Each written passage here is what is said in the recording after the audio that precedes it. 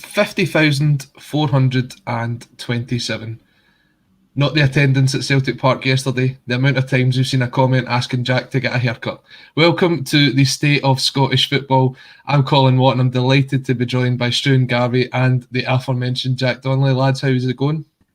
Better now. You prefaced me and I knew that coming in that I was going to get a bit of a slagging about my hair, but no, keep the comments coming because it's not going to change anytime soon and people are just going to have to put up with it eventually. But I'm doing well, Colin. Happy to be here tonight, mate. And Struan, you're doing good. I'm loving that Ajax kit. We were just talking about it before we came on air. Thank you very much. I like your hair, by the way, Jack. Don't worry. You'll never get any of it. Thanks, mate. Well, we are here tonight to discuss all things Scottish football, and where else to start than at Celtic Park after Celtic pick up the first 3 points in the Europa League group stage after a 2-0 victory over Hungarian side Ferencvaros. The goals coming from Kyogo Furuhashi and David Turnbull eventually, although UEFA have been this stingy UEFA and they're giving people own goals. Who really wants an own goal? Just give it to the player that's hit the shot in the first place. First of all, I'll come to you, Struan. What was your thoughts on Celtic's performance overall last night? I thought it was a good performance, to be honest. I didn't actually catch the game live. It was quite funny. I was driving back from Edinburgh with my dad in the car, and he's a Celtic fan. And the update we got on the radio was Celtic currently 1-0 up and have just been awarded a penalty, but we didn't get any update on it. And I didn't even have service to check what was happening. So we were just waiting for an update. And then eventually it came through that Celtic were still 1-0 up. And at that point, we realised the penalty was missed. But it was a really dominant performance from Celtic, to be honest. And I think it was really important more than anything. I mean, I'm sure we'll talk about it, but I thought the kickoff time was a bit ridiculous, to be honest. I wasn't even aware that it was happening that early until Monday, I think I found out. But yeah, a really good performance at the end of the day. Could easily have been more than 2. I think the first half, it was a little bit slow, a bit difficult easing their way into it. But then after that, Celtic could have had 4 or 5, to be honest, on the end of it. Yeah, and it's interesting you talk about that kickoff time, Struan, because Jack, to have a crowd of 50,000 at a 3:30 kickoff on a Tuesday afternoon, not only were the offices quiet, the schools were quiet, the universities were quiet because no one wanted to be there. They wanted to keep an eye on what was happening over in the East End of Glasgow. You would just have to think you would have a number of employers just watching the game, potentially in the highlights later that night and thinking, hold on, that's the boy that put in the sick notice last week. He was off today. No, it is impressive. I mean, 3:30 on a Tuesday for a European tie, it just doesn't seem feasible, doesn't seem like it should be a normal occurrence, and it won't be, thankfully. But very impressive to see that number turn out, especially on a fairly limited time frame of being able to commit to that at 3:30 in the afternoon. I've got to say there was a 3:30 kickoff today as well in the Europa League, but that was over in Moscow, and they're a couple hours ahead, so that would have worked out about 5:30, which would have been an easier kickoff time for fans. But the commitment shown yesterday was incredible, and the fans got the performance they deserved. Kyogo Furuhashi scoring the first goal, and Struan, it's one of those clips that we've seen over and over and over again. We'll see it repeated from now. It will probably be brought up in one of those Europa League highlight packages when they do the group stage draw that takes about 3 hours next year. That pass from Jota through to Kyogo, someone's saying on the Axon Bulletin earlier, it was like using a 5-iron to get it through there.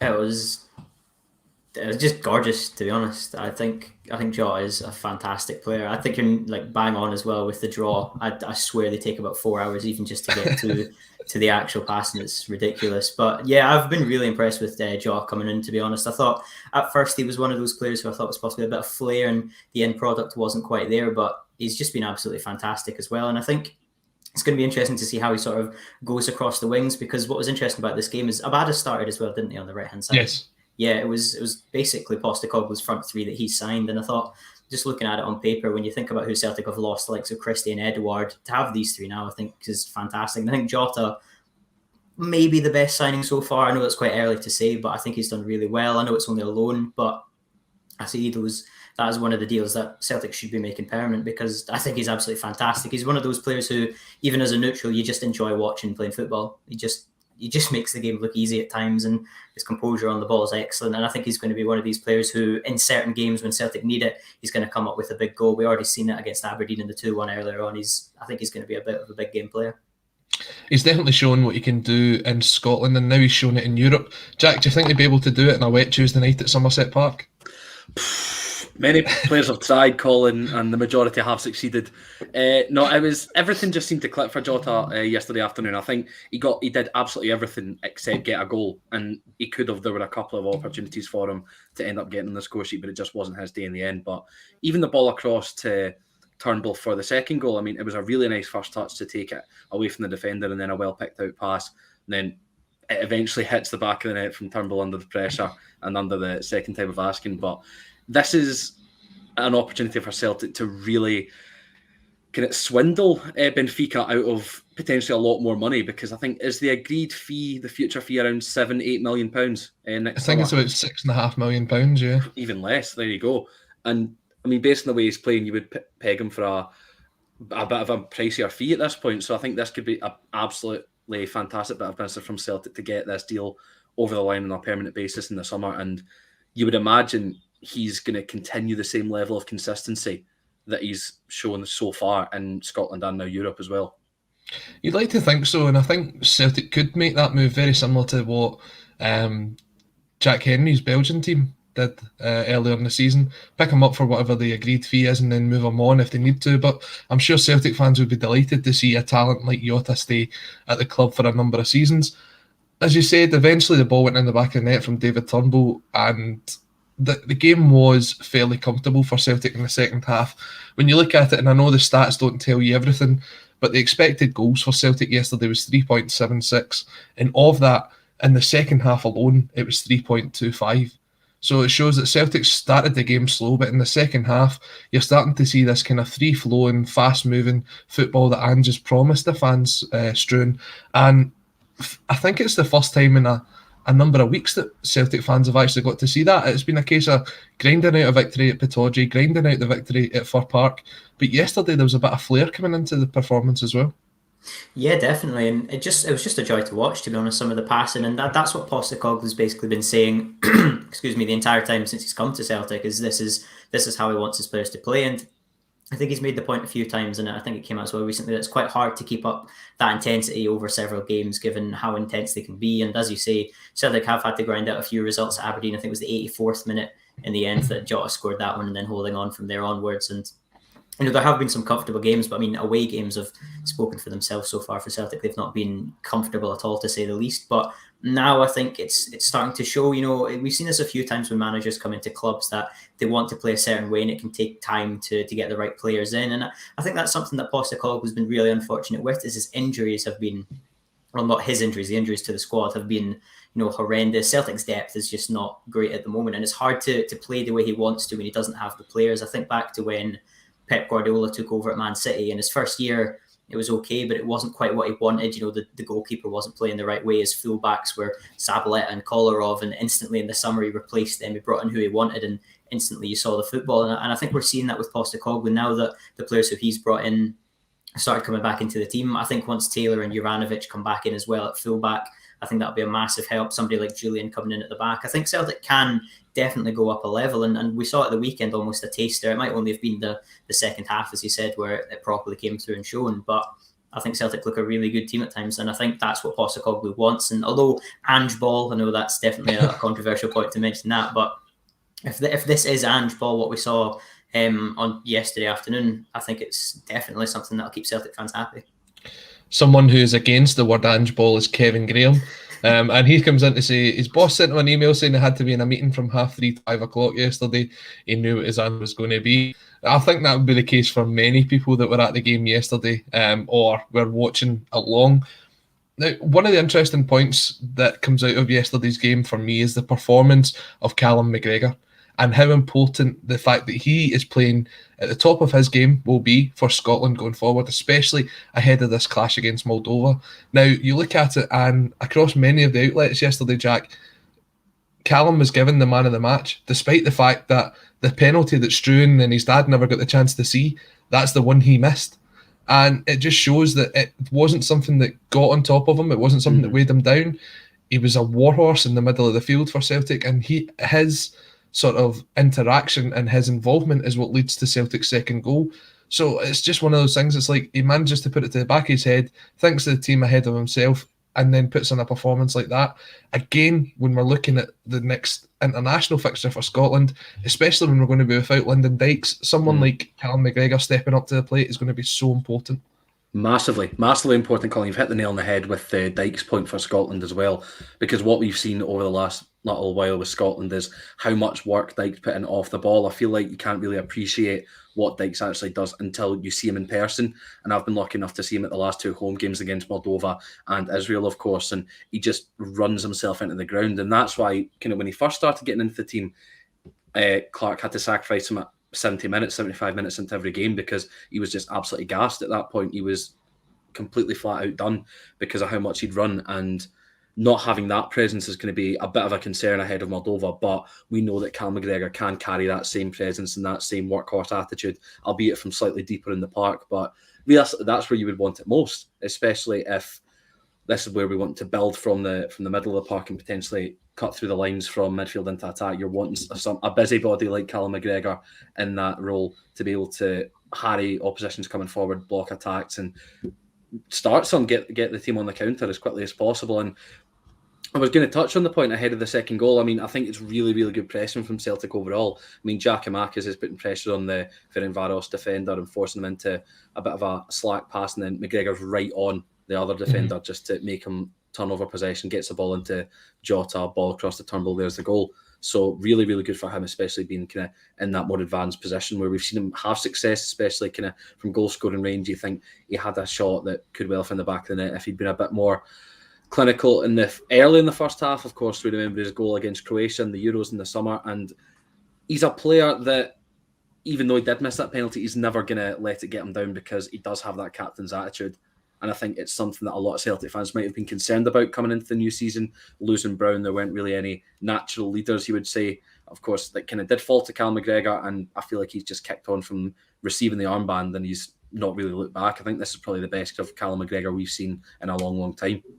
That's the thing. When I think back to the way that Celtic fans last season were talking about Callum McGregor, they were saying it's another poor performance from him. He's a waste of space in that midfield. He's not producing the same. But I don't think that it was so much that. I think it's a totally different game when you're watching it on TV as when you're watching it in person. You speaking about that running off the ball from Lyndon Dykes, unless the cameras are following that, it's very difficult to see. It's only when you're in the stadium that you get to see it. And for me, Struan, one of the things about Callum McGregor's game is that he always makes himself available.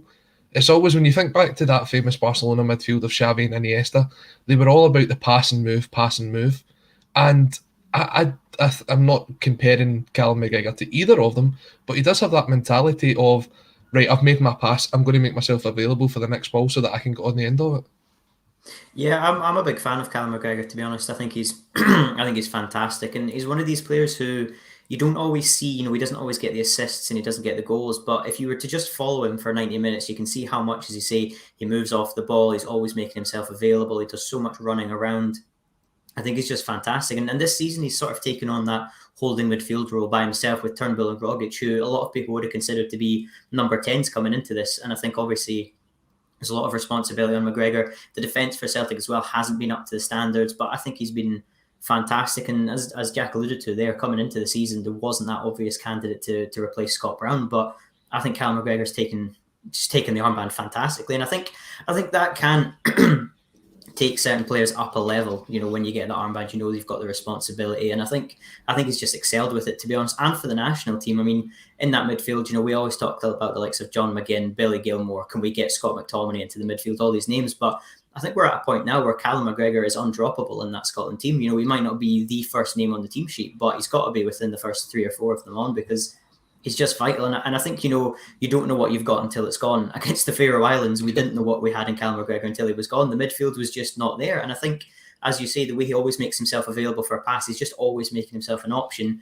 That's what we needed, because very often we passed it back and we didn't know where to go. We were sort of stuck in possession, couldn't break the Faroe Islands down. And it's clear what he offers to the side. And I think, he's only coming into the prime years of his career now. I think he's just turning 28, or he might have just turned 28. So I think he's a fantastic player and definitely one of the most important players in the Celtic team at the moment. And as you say, I think it speaks volumes, the fact that he missed the penalty, he didn't have an involvement in the goals, and yet he was named man of the match in the 2-0 victory because he was fantastic. Yeah, and that's the kind of performance you want to see from your captain, your playmaker.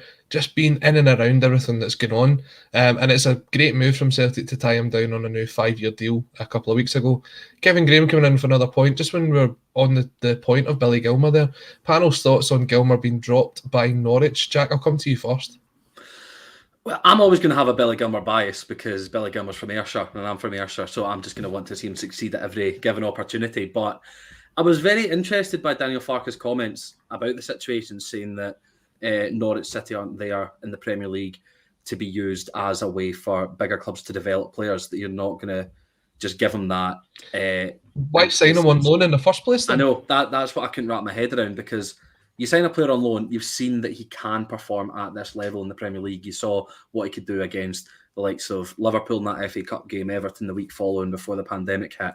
Even when he came back in at Project Restart and things like that, he was really, really capable, and obviously he's been included in Scotland setups. He's looked really good. I mean, first appearance for Scotland, or first competitive appearance for Scotland, first start, he gets man of the match away at Wembley. I mean, there's a special player in there, but he's not going to develop anymore if he doesn't get the game time, and it's just a bit odd to see Norwich not utilise him for the talented player that he is. Struan, if he doesn't get the game time, will he still be in Steve Clarke's plans? I think he has to be. I think what we've seen from him, he is just sensational, to be honest. He's only 20 years old, but what he does is just fantastic, to be honest. I think he's one of these players who you would say is ahead of his years. Just the way he just does everything, and he makes it look simple. Breaking the lines, picking up the ball on the team, playing in that holding midfield role. Making your debut at Wembley against England would be, I don't know, a dream, a nightmare to certain players, but he just took to it fantastically. Got named player of the match. He was absolutely stunning, and I think it's really interesting that Norwich, Farke has come out and said this, because no offense to Norwich, but I think we know Gilmour is above that level. I think Norwich are a club, they get called a yo-yo quite a lot because they go between the Championship and the Premier League. And I think what we've seen from Billy Gilmour, he can be at the top. He already has a Champions League winners medal. Fair enough, he didn't feature too much in that campaign, but he was there. He was part of the team. He's definitely going to be one of these players who goes to the top. I remember, Colin, you said a while ago, he could be one of these ones who you think would possibly run in for a Ballon d'Or. He's got that kind of potential. And I think he does. And at Norwich, I think the most they were ever going to have him for is a year. I don't understand why he's not there to develop. And I think his role at Norwich has been quite interesting as well, because for the first few games, he was playing as a number 6 in their midfield 3. And then he's kind of moved to an 8 in the recent ones. And now he's been dropped altogether. So I don't know what the plan is there. I think Norwich play quite fun football. I would say fun because it's not that effective, but it is easy to watch from a neutral point of view. But it's definitely an interesting one, because it could be a scenario where it's just not one of these loans that works out, and he maybe needs to look elsewhere for first team football, because he's not going to get into that Chelsea starting 11 anytime soon. So I think he needs to find a new club, but I think he has to aim higher than Norwich, to be perfectly honest. I think he is Premier League quality. I think he's at least mid-table in the Premier League. Somebody like Newcastle, who are maybe going to be looking for people in January, they could be looking for somebody of his quality, because, as I say, he's only 20, and at this point in time, I think he's absolutely fantastic. I know I'm biased being Scottish and raving him up this highly, but I really do think he is spectacular. No, but I'm running out of adjectives. I think you've got to talk up players like this, and it's careful to draw the line. You don't want to say, like, you go down the Ryan Gold route, oh, he's the Scottish Messi. But it is important when you see a talent coming through that you've got to talk them up, because it's so easy for the media to talk down our players. Like, look at the way that Lyndon Dykes was first treated when he came into the Scotland squad. Oh, he's just a big unit, he'll just throw himself about. Now he's become one of the most valuable players in that Scotland team. He's got 4 and 4, and we're talking about missing him for the game against Moldova. So it's so easy to write players off, and the sounds of it is what Daniel Farke's done as well. He's come out and he's written him off. He's saying, I'm not going to play him. He's not my player. But the likelihood is Farke will be gone before Gilmour's gone, and that's the kind of the truth on it. As Sean Ross comes in to say Norwich are going straight down, I don't disagree with him. Let's wrap up on the Celtic game. So Celtic now sitting third after playing 3 games. Betis and Leverkusen still to have their head-to-head on Thursday night. What do you think will kind of finish off Celtic's group? Where do you think they'll finish? Personally, I think they'll probably get 3 points or a point over in Ferencvaros, and I'm not sure they'll pick much else up after that. So I would say that they would most likely finish third in the group. Jack? Yeah, I'd probably say the same, to be honest, Colin. I mean, there's a chance potentially to get something against Betis. I mean, it was a bit of a kind of ding-dong game in the first fixture between the two. Betis obviously coming out the winners in that one, but I don't know if that's still going to be the same in the next time they clash. You would imagine that a point minimum would be required away in Hungary, and it's hard to see anything in terms of a positive result away in Germany against Leverkusen. So I think third is fair. Yeah, I think I would probably stick with you and say third as well is probably where we see Celtic finish up. And Struan, even if they did finish third, they drop into the Conference League, and that's not necessarily the worst place to be. No, I don't think at all. I think that could be a good opportunity for Celtic. I mean, when the group was drawn, I did sort of put Celtic third in my mind. Obviously, Leverkusen are a fantastic team, and I think Betis as well have got a lot of quality about them. So I already sort of envisaged before the competition began that third was possibly where they're looking at, and I think that is where they're going to finish. You know, it's not necessarily. I'm not slagging Celtic. I just think that the other two teams are very good. I thought they got a really tough group, and I think coming third would be pretty good to stay in Europe. Obviously, the Conference League is the new competition now, and I'm not saying Celtic can go on and win that, but I think that's definitely a competition that if Celtic do drop into it, they can go on a good run there as well. And if the Conference League wants to kind of get its reputation up, what it needs is a cracking anthem, just like the Europa League. I actually think the Europa League anthem's better than the Champions League, and that's not just because we've been playing in it for a number of years. I'd agree with that, to be honest. Absolutely bang of that. But yeah, speaking about the Europa League, let's stay in Glasgow and speak about Rangers. Now, Rangers go into this game after the 1-1 draw at the weekend against Hearts. And after the game, Steven Gerrard came out basically saying that he demanded more from striker Alfredo Morelos. This season, Morelos has 5 goals in 15 games. 2 of those are in the league and 2 are in Europe so far. Now, Struan, I don't know if Morelos has been... if he's actually been off the boil this season, or if it's just more that the Rangers team have been scoring goals from all over the park, and it's just a case of they've not had to rely on Morelos so much this season, and they've still managed to get through. I mean, they're still sitting top of the table. Yeah, it's an interesting one, and I think that's what this Rangers team have. You know, they've got so many goal scorers within even the midfield. We've seen Lundstrom coming in with a few of them now. He's not made the best start, but he's got goals in him. Connor Goldson as well scores plenty, and I think Tavernier's been the top goal scorer on a few occasions for Rangers as well. So it's one of these teams who have goals all around the pitch, so it's not necessarily always on the strikers. But I do find it quite an interesting comment because I've never been the biggest fan of Morelos. I always think he's a liability. We've seen his history. You know, he's fair enough. He's not had any red cards in recent times, but I think he's always one of these players who you never quite know what you're going to get on the pitch. You don't know if he is going to have a fantastic game and score a couple, or if he's going to get sent off, commit a few rough tackles and so on like that. But I think, you know, you've got Kamar Roof, you've got, we had Cedric Itten the season before, Fashion Sakala's come into the setup as well, Defoe kicking about there as well. So there's plenty of options there. Ryan Kent, another one who I think's been a bit off the boil this season compared to what we've seen. It's a team who've got a lot of attackers, and I guess at this point in time, Morelos just isn't quite fitting in. I remember last season as well, he wasn't in the team and he wasn't starting. Kamar Roof was preferred, and then Morelos kind of edged his way in, and a lot of people were giving him praise for the work he was doing, even though he wasn't necessarily scoring the goals. But he's one of those players who he can have absolutely fantastic games, but then at the same time, he can just disappear. And I do think it is interesting that Gerrard has demanded more from him, because I mean, this is the fourth season that Gerrard's had him. You'd think by now he knows what he's going to get from him, and maybe he is just underperforming in training, and he's possibly hoping to sell him. Because I mean, if we're being honest here, last season it looked like he was going to go to Lille in the transfer window. That never happened. This summer, I think he was heavily linked to Porto, and I remember seeing reports saying that was done, and it's not gone through. So he always seems to be linked away as well. I don't know if his head's possibly not in it anymore in the same way that it used to be. He's possibly thinking he's above Rangers and he can get a move to somewhere else in Europe, and that's possibly why he's not quite at the same level. It's a bit of a difficult one with Morelos, I think. Jack, it's not the first time that the sort of Steven Gerrard or McAllister or anybody behind the scenes at Rangers has actually come out and demanded more from Morelos. But you've got to think that if they're doing this time and time and time again, that eventually something would click. Now, I'm not saying that Morelos is a poor striker. He's got 99 goals for Rangers. He's one away from breaking the 100 barrier. But if you look at his record over the last couple of years, it's certainly declining. In 18-19, he scored 30 goals. In 19-20, it was 29. And last season, it was only 17. The drop in standards must be the most alarming thing for Rangers. And Gerrard's come out and obviously said he demands more from him. I wouldn't be surprised if he popped up with a goal on Thursday night just to silence him.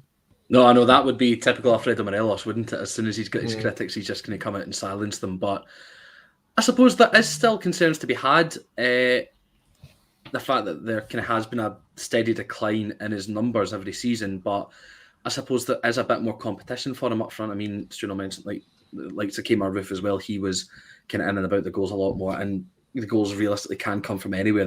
In Rangers' side, they don't really rely on one out-and-out goal scorer when they've got a number of players capable of banging them in. So that is concern, but I suppose it's more about getting Morelos back up to that standard. And I think it's odd to see Gerrard come out and do this again, because I feel like the more you try and light the fire, the more it's just going to get frustrated, if that makes any sense. So something's going to break eventually, and it's either going to be Morelos saying, I'm tired of the kind of public lambastation of me, like I'm not really wanting to do this anymore, or it's just going to be Gerrard saying, you know what, I give up with this, we've not really seen any better results, so we're just going to get rid.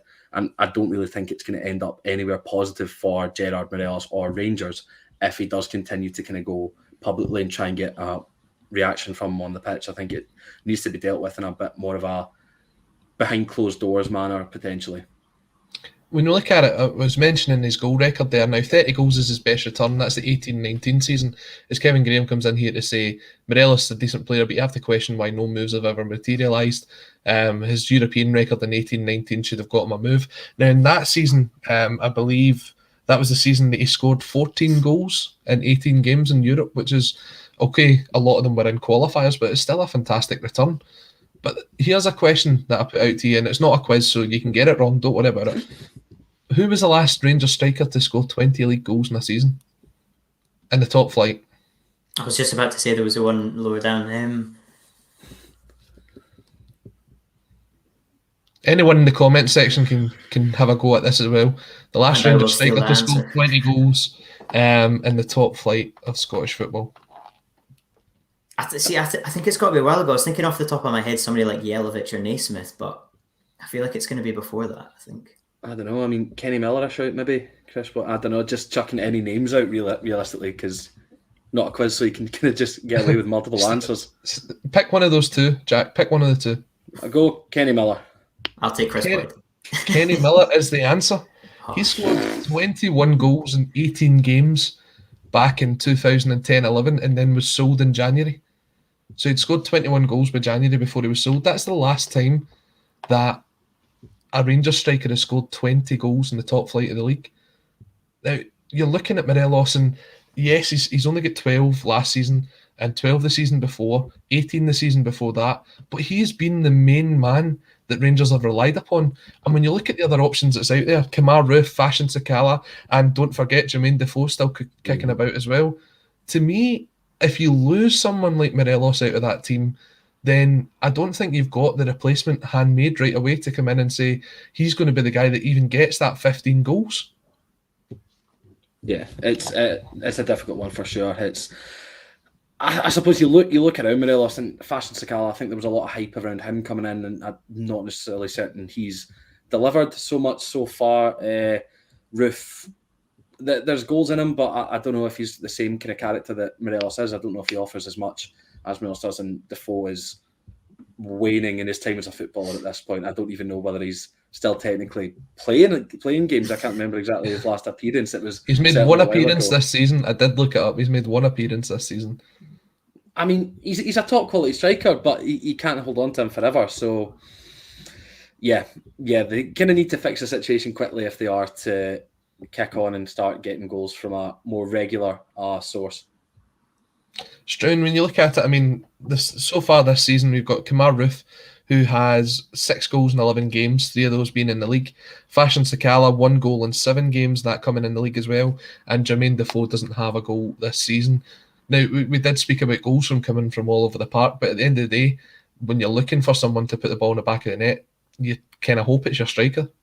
Yeah, I honestly didn't realise Sakala's record was that poor. I honestly thought he had about 3 or 4 at this point. That's quite surprising, actually. Yeah, I suppose it does sort of show how poor those options can be up front at this point in the season. You know, it's difficult. I mentioned earlier that Tavernier is one of these players who always seems to be one of Rangers' top goal scorers. Of course, he's on penalties and free kicks, and he does have a long shot in him. I mean, with Nathan Patterson emerging, you'd almost be tempted to try James Tavernier at striker just for a game, just to see how that goes. But it's an interesting one, because I think one of the things as well that's always been weighing over Alfredo Morelos was his Old Firm record was absolutely atrocious. He just couldn't put the ball in the back of the net, and then eventually, last season he did manage to get that there, and it sort of seems, could he kick on from there? And that's possibly one of these things that's been holding him back, and quite a criticism. And I think he does get quite a lot of praise for what he does, but then at the same time, it's a really difficult one, because he's not going to be your 20, 30 goal a season striker. I've always maintained that I think Edouard was the best striker in the league before he left. I've always said that he's just a more all-round player than Morelos was, but I can understand the arguments towards Morelos. And I think, although he never performed in Old Firms, he was quite a big game player. We mentioned the European record that he had in 18-19. It was absolutely fantastic. And in other games as well, he provides the big goals. He scored plenty against Hibs, unfortunately, as well. So he's definitely able to put the ball in the back of the net. And he's one of these characters who, Rangers, you love him. If he plays for your team, you absolutely love him. I remember the 1-0 draw between Hibs and Rangers back in February of 2019.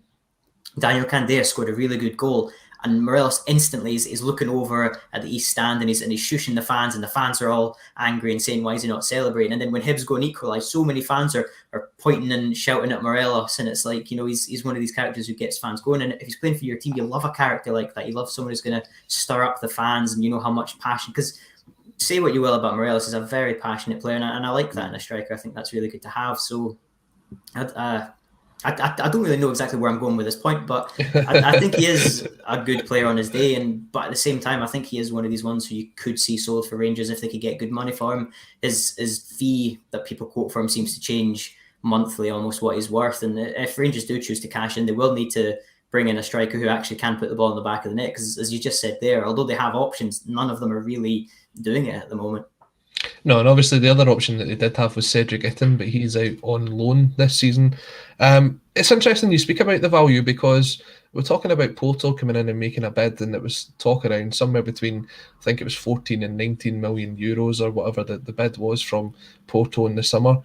You've got to look at it, but if your manager's coming out several times a season and telling you, get the finger out, it's going to be very difficult for the club to try and get that top dollar for you when the transfer window's open. And to me, if he's one of those players that knows that he's just waiting on his next move, Rangers isn't going to be the team he's going to be at next season, so he's already in his head thinking, I'm going to be playing here, there, wherever.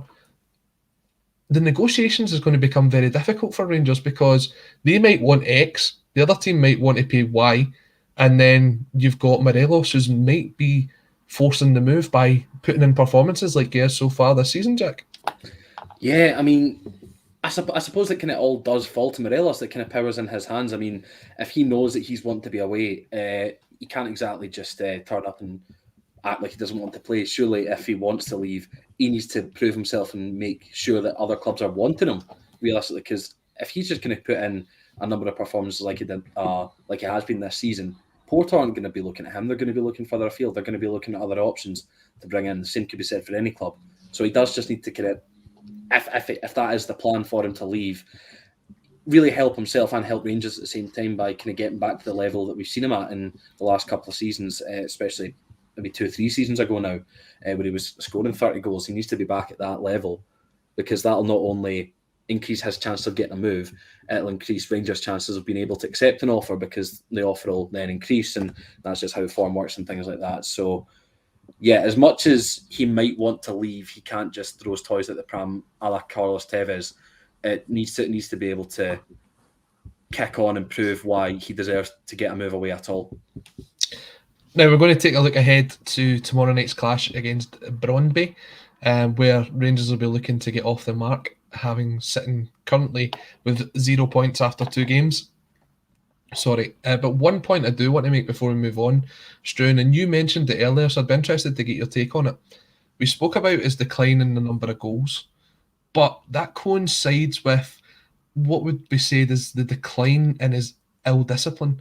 I mean, when you look at Alfredo Morelos when he started at Rangers, the amount of red cards and yellow cards he was picking up, it was almost a kind of stick-on banker at the weekend. Yellow card, Alfredo Morelos. And what has to be said for him, though, is over the years, he's sort of reined it in some things he's got away with as well on top of that, but he has reined it in. Has that had a direct impact on the way that he plays, and do you think that's one of the reasons why he's not scoring as many goals? Well, I think that's a really interesting point, because as Jack was saying there a couple of minutes ago, he needs to score the goals to get his move away. I don't know if Morelos has perhaps been told that he needs to improve his attitude as well, because if you're a club looking at him and you're seeing, if 2 years ago this is, sorry, if you're seeing the goals that he's scoring, but you know for a fact that he's picking up 2-3 red cards a season, he's going to be missing a few matches with those bans as well. You don't necessarily want to take that risk on a striker, but I guess Morelos knows himself that he needs to improve his discipline, and I think he has done that as he's matured. I think he's 25 now, or he's coming up 25, so he's definitely getting older and wiser, as they say. And I think I can't actually remember the last time he was sent off, but I think it was at least about a season and a half ago in the league anyway. I can't seem to recall. I think it was against Celtic in the game at Celtic Park, maybe. Was that one with Scott Brown, that incident? No, it was the one, I think Rangers won and he got sent off in the last minute of the game. Yeah, so he's definitely improving that, and that possibly is the reason why his form's not quite been the same way. He's possibly not been as aggressive as he used to be, maybe doesn't go in the same way to tackles that he used to, or perhaps he's not got that. I don't know if you would say, sometimes it's motivation that get these players so riled up, they're so into the game that, they lose their head at times and they commit silly fouls. I don't know if he perhaps has lost that sort of attitude in the game, that mentality, to always give 150% no matter what's happening. But yeah, I think that's definitely a point to prove, because we've seen quite a few times some strikers do have a bit of a mean streak to them, and sometimes you always say the classic, a striker's challenge, and quite often a player has to improve on their discipline as well as improving on the pitch, and he's perhaps focusing so much on I need to stay calm, I can't get sent off, I need to just keep playing well for the team, that he's perhaps not taking the chances that he used to. And it definitely could be one of the reasons, because it's perfectly timed, isn't it? His form has dropped as he's not dropped himself from the team, as he's not been dropped off the pitch. It seems to be fitting quite nicely together. I'm sure it's just a massive coincidence. I'm sure it's got nothing at all to do with it, because if I was to go with that, then I'd be put in as a conspiracy theorist. Look, let's look ahead to the game tomorrow night. Rangers at home against Brøndby. Rangers obviously without Glenn Kamara after that incident in the Czech Republic, which I see the team have been cleared of, which is ridiculous. We'll leave that for another show. But ahead of the probably incoming hat-trick from Alfredo Morelos, after us talking about him for so long, Jack, how do you see this game going? No, hat-trick and 2 own goals, just so he steals all the headlines possible, just to make it all. And the red card. And the red card, just to seal it off, absolutely. I think that's a good game for Rangers to be able to bounce back in. Of course, at Ibrox in front of against Brøndby, who are only 1 point ahead of them. They've only got the draw and the loss so far in the 2 games that they've played. I have to say, I don't know an awful lot about Brøndby. Brøndby, I have to say, there's not much knowledge in my head about the Danish Super League, so it's not the deepest analysis that I can give, but I would always like to back the Scottish sides in Europe as much as I possibly can, because I'm a big fan of FC coefficient. So that is any points to that towards that are greatly appreciated. But I think that there's some things to be positive for about Rangers. I mean, they've got some players that are starting to perform again. You've got like John Lundstrom that's been doing really well, and you can potentially see Morelos use this game as his kind of kick back and show what he's made of again game. And interested to see if you get Nathan Patterson back out on the pitch. I know a few of my Rangers supporting friends were a bit disappointed not to see him start at Hearts, against Hearts rather, at the weekend there. So probably a good opportunity for Patterson to come back in and get some more minutes under his belt before he's inevitably brought back to the Scotland team for Moldova next month. Yeah, no, I'll back Rangers. I don't think Brøndby are going to be any pushovers in any way, shape or form. From what I do know about the kind of Nordic football and things like that, they tend to kind of give Scottish teams a bit of trouble more often than not. So yeah, a narrow game, a narrow win for Rangers, and I'll leave it at that before I try and predict something absolutely ridiculous. Struan, Brøndby sitting 6th in the Super League in this season. 3 wins, 6 draws, 3 defeats. Scored 17, conceded 17. They're a very, if you're an OCD fan, then you're loving the way that comes across on the table. But I mean, league form should never be counted for a lot. You take a look at some of the teams that went on a fantastic run in Europe last season and did very poorly in their own leagues. So you just know that sometimes these teams can turn it on. But you look at that Rangers side and you've got to think this is the chance to get the 3 points on the table. Yeah, definitely. And I think looking at that group, they needed to fancy Brøndby as a team where they could potentially get 6 points, because I thought they'd have done better against Sparta Prague, but I guess as well they said at the time they were resting players ahead of the game against Hibs. Looking at Lyon, I think that's a game where they would be hoping to get at least a point from. Lyon are a really good side, but I think Brøndby is a game where they have to take 6 points really altogether. And I think it's a bit similar to the way Celtic will be approaching Ferencvaros. It's the team, it's the 4th-seeded team in the group. It's one where you have to say, we need to get minimum 4 points in this fixture if we want to have any hope of getting out of the group. And the way Rangers have started, obviously 2 defeats, not great at all. I mean, their European record this season, I think, has been pretty atrocious, to be honest. I mean, taking out the Champions League by Malmo, only just got into the Europa League by, I think, 1 goal over 2 legs. Mm-hmm. Yeah, so it's been pretty poor, to be honest, from Rangers in Europe. So they need a performance to get back, and I'm sure Morelos is going to score a perfect hat trick within the first half, to be honest, to mug all of us off. But yeah, they really need to get going, and I don't know if the Hearts result at the weekend is going to kick them in confidence or give them a boost, because I thought they played really well, and a lot of people said that it was the best performance Rangers have had this season. But obviously they go and concede a last-minute equaliser, so I don't know if that's maybe taking the wind out of their sails in that sense, or if they're still going to be upbeat because they saw how they can play, and if they can translate that again onto the pitch tomorrow night, then they should be able to get 3 points. Yeah, I do fancy them to get 3 points. I think Morelos will get his 100th goal for Rangers tomorrow night, and probably another 1 or 2, and then, as Jack says, a couple of goals, a red card, and then he'll maybe get a kebab on the way home. No, but I mean, that's the perfect night. Absolutely. The absolute perfect night, that. That's us when we play fives. I don't score any, I just put them in the back of the net. The own goals. Yeah. Flank them in the back of the net, yeah. But the team will be previewing the game tomorrow night on the State of Scottish Football, live at 6 o'clock, just as we are live every single weekday night. I just have to say, there's one of our watchers who watches the Celtic Bulletin, and he also watches this quite frequently, Stephen McGonigal, who is in the chat just now. Stephen, you're going into hospital and you're going in for a replacement. I'm not sure which replacement. I don't know if it's hip or knee or leg or whatever it is, but fingers crossed that you are out by Saturday, and everybody here at the team wishes you all the best. Absolutely. So we are going to move on very quickly to speak about Robbie Neilson and his 3-game ban. But do remember that if you are watching, Jack, turn them notifications off. Sorry. If you are watching live, do subscribe to the channel. You do have the chance to win some fantastic signed prizes. And we are sponsored this evening by Etiv Watches. Do go on and take a look at their range. It is very, very nice. And if you follow the link in the video below, then you will receive a 15% discount at checkout. You have to get to checkout to apply that. But yeah, some really classy, stylish watches with Christmas just round the corner. Definitely check them out. Robbie Neilson, 3-game ban after his 2 yellow cards at the weekend. First of all, let's speak about the incident that he was booked for, Jack. The Bacuna incident where Bacuna has his arms around, I don't even know which one of the Hearts players it is, but he's done it right in front of Robbie Neilson, and Robbie Neilson, just like it is currently outside, he lit a firework and was booked twice within the space of 30 seconds. He misses the next 3 games. Yeah.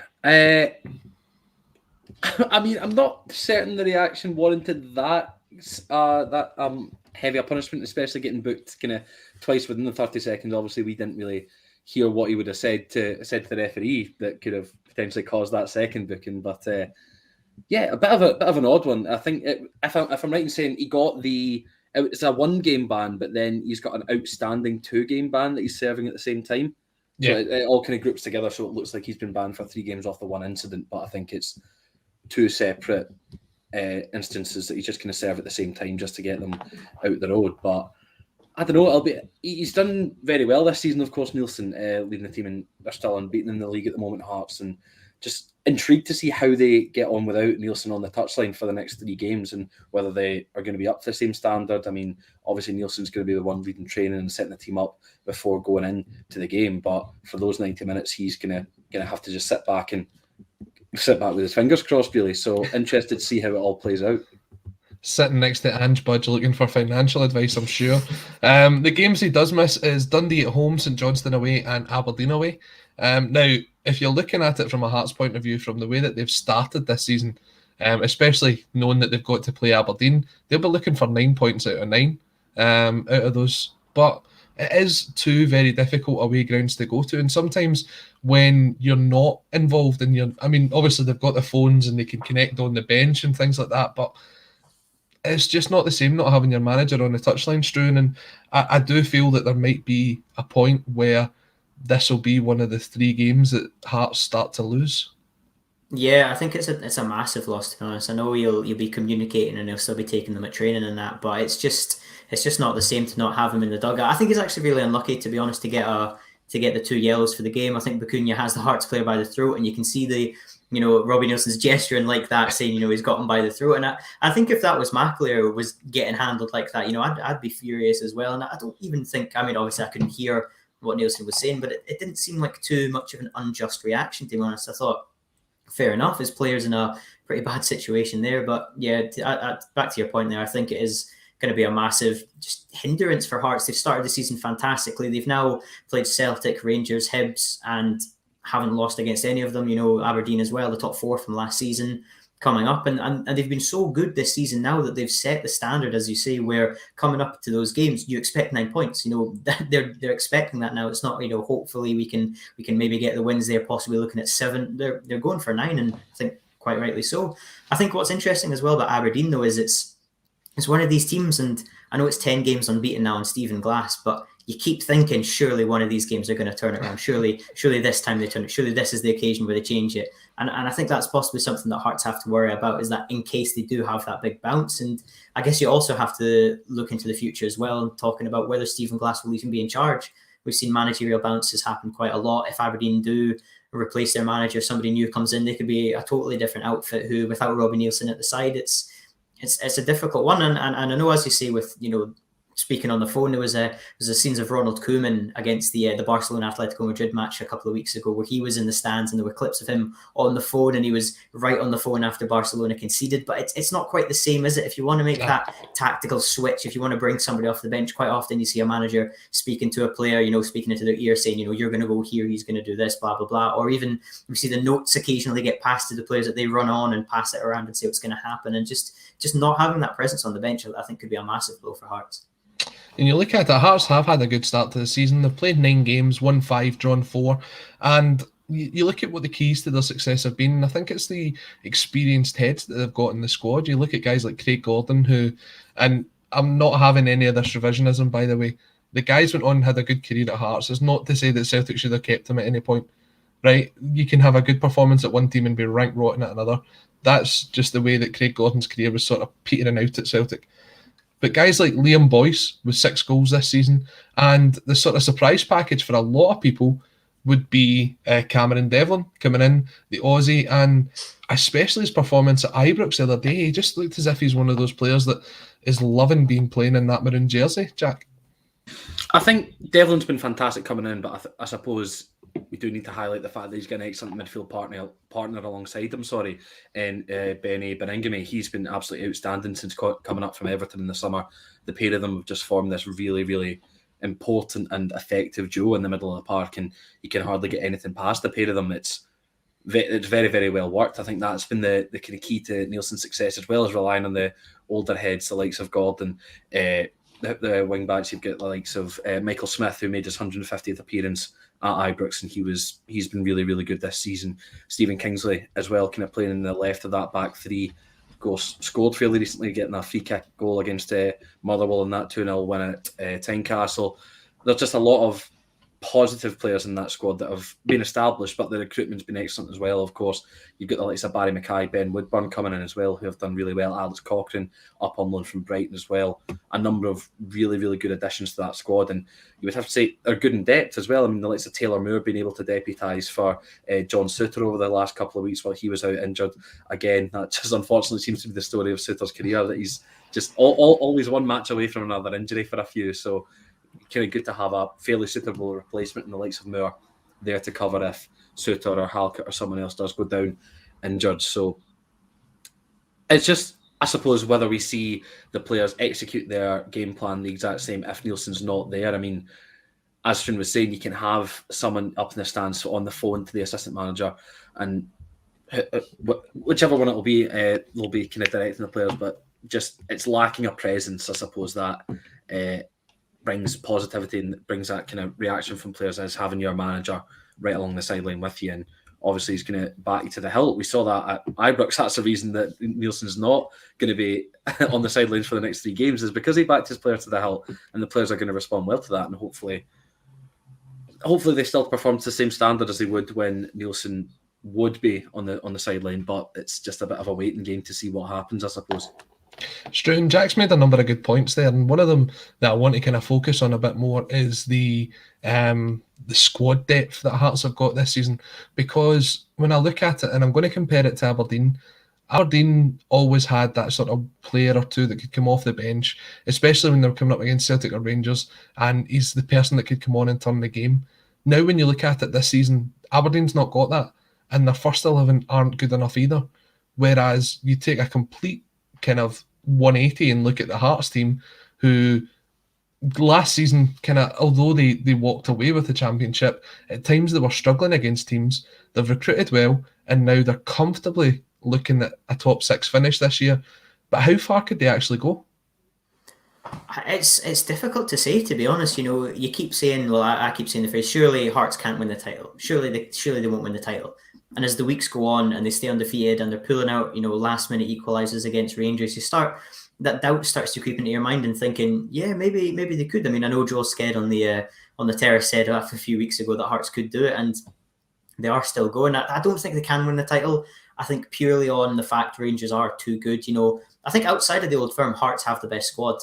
I think that's been made clear this season. I think their signings have been unbelievable. Cammy Devlin and Benny Beningame are arguably the best midfield partnership in the league at the moment.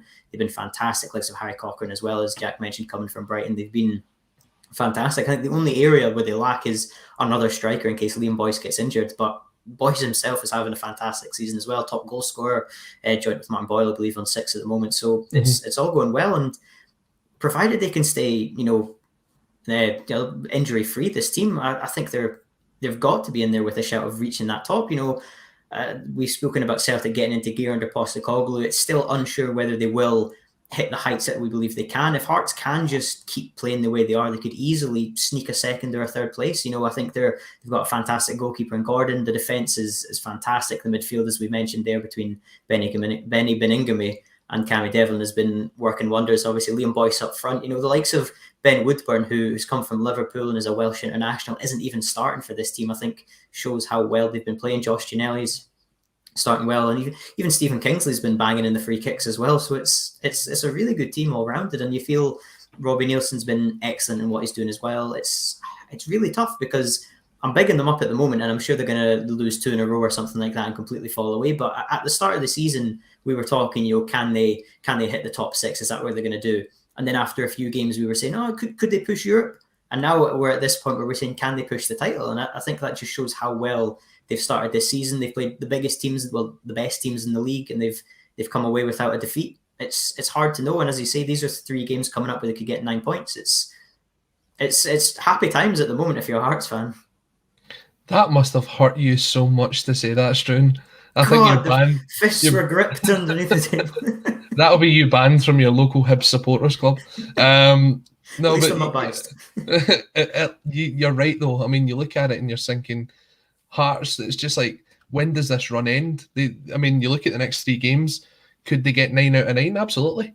I mean, even if they don't get 9 out of 9, I wouldn't be surprised if they're still unbeaten after 12 games, which would be a fantastic start to the season for them.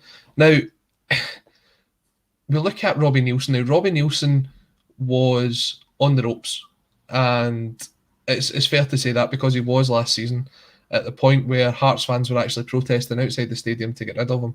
Now he's sitting there sort of second place, and he's only a point behind Rangers in the top league. I'm not the first person to say that this week.